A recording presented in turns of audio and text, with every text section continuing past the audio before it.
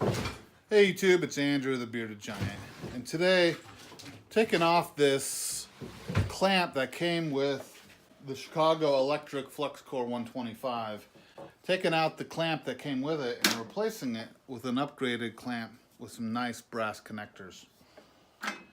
Now I had to drill out the hole here just a little bit, and I'll show you that in a second.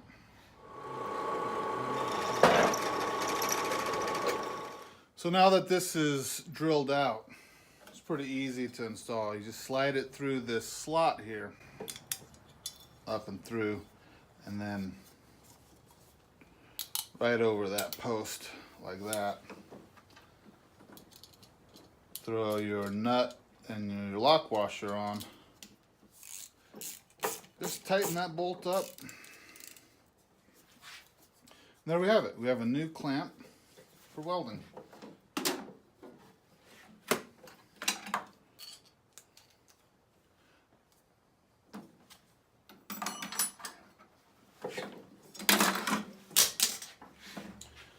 All right, with this new upgraded clamp with better brass connections, it should help the performance of this Harbor Freight Chicago Electric Fluxcore 125 welder.